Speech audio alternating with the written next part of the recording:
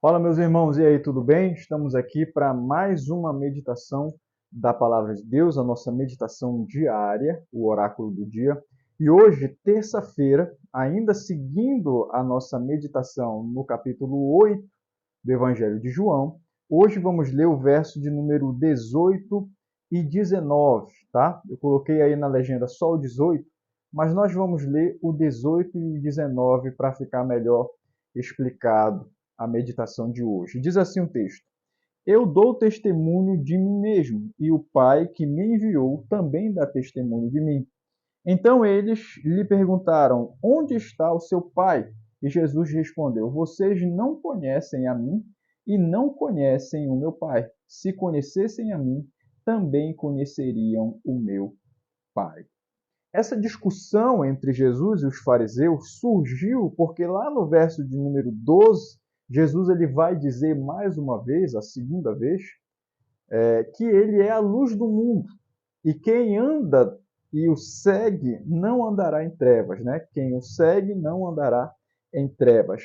Jesus ele fala a respeito disso lá no capítulo de número 1, quando João descreve que Jesus é a luz do mundo. Aqui no capítulo 8, esse assunto ele é trazido à discussão mais uma vez. E após Jesus fazer essa afirmação de que ele é a luz do mundo, os fariseus o questionaram, dizendo que se ele dá testemunho de si mesmo, o seu testemunho não é verdadeiro ou não é válido, aceito. E Jesus está dizendo em Levítico, está dizendo que o testemunho de duas pessoas ele será verdadeiro. Então Jesus ele dá testemunho de si mesmo e o Pai, o próprio Deus, ele também dá testemunho de Jesus.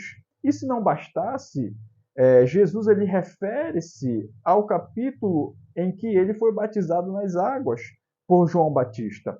Então, só aí já seriam 4 testemunhos. Seria o testemunho de João Batista, que deu testemunho de Jesus, dizendo que ele é o Cordeiro de Deus que tira o pecado do mundo e o batizou nas águas. Temos o testemunho do Pai, que João, ao batizar Jesus nas águas, o céu se abriu e uma voz ouviu-se dizendo: Esse é o meu filho amado. Então, temos um terceiro testemunho, que é o testemunho do Espírito Santo, porque ao sair das águas, o Espírito desceu sobre Jesus em forma corpórea de uma pomba. E nós temos o quarto testemunho, que é o do próprio Cristo, quando ele afirma ser a luz do mundo. Mas aqui, no verso de número 18, ele traz à discussão apenas o testemunho dele e o testemunho do Pai. E ele diz que isso já é suficiente. Não conformados, os fariseus então perguntam: onde está o seu Pai? E é aqui que entra o ponto relevante da nossa meditação. No verso de número 19, Jesus vai dizer que os fariseus, eles não conhecem a Jesus e nem conhecem a Deus, o nosso Pai. Se eles conhecessem a Jesus, eles conheceriam o Pai. E podemos dizer o oposto também. Se eles conhecessem a Deus, o Pai, também eles conheceriam ou reconheceriam Jesus. E por que isso aqui é importante para a nossa meditação? Porque muitas vezes, em várias ocasiões da nossa vida, nós não reconhecemos Jesus. Nós não reconhecemos a Deus, porque Deus e Cristo, Jesus, eles são um. Então, a nossa missão e responsabilidade é refinar, apurar o nosso sentido, a nossa percepção espiritual, o nosso discernimento para que a gente perceba a ação de Deus e de Jesus nas ocasiões adversas da nossa vida. Não somente nas adversas, né, mas em todas as situações. Porque Deus ele se revela em Cristo e Cristo se revela a nós através da sua palavra.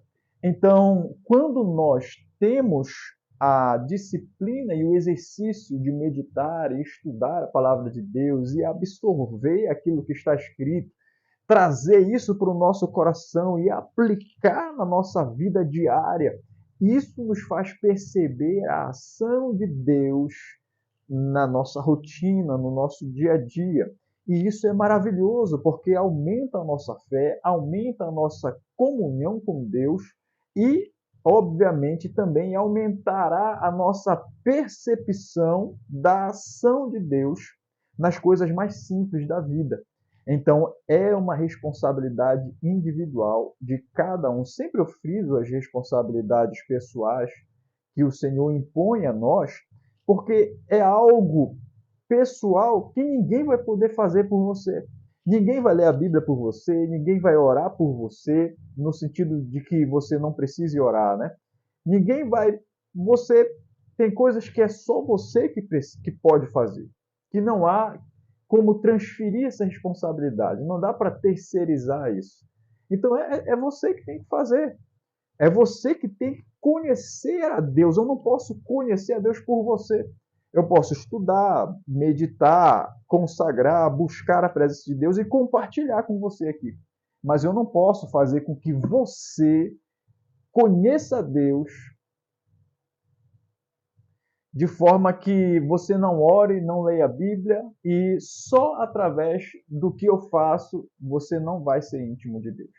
O que eu estou fazendo aqui, mais uma vez eu volto a falar, é compartilhar aquilo que o Senhor tem colocado na minha vida, aquilo que o Senhor tem investido em mim, né? Porque Deus ele investe em nós e ele investe também em você. E talvez você aí esteja desperdiçando o investimento que Deus está fazendo na sua vida. E um dia você prestará conta disso. Por isso eu friso aqui e venho abrir os seus olhos. Busque a Deus, busque conhecer a Deus, você vai entender, você vai ver a ação de Deus na sua vida, na vida das pessoas ao seu redor, na vida daqueles que servem a Deus. Você vai entender a diferença entre um servo de Deus e um servo de Satanás, entre um filho de Deus e um filho do diabo. Você vai entender tudo isso. Você vai decifrar, discernir se algo é de Deus ou não, só conhecendo a Deus. Não tem outra saída, não tem outra forma de fazer isso, senão conhecer e estar próximo e íntimo de Deus. Pense nisso, que Deus abençoe sua vida.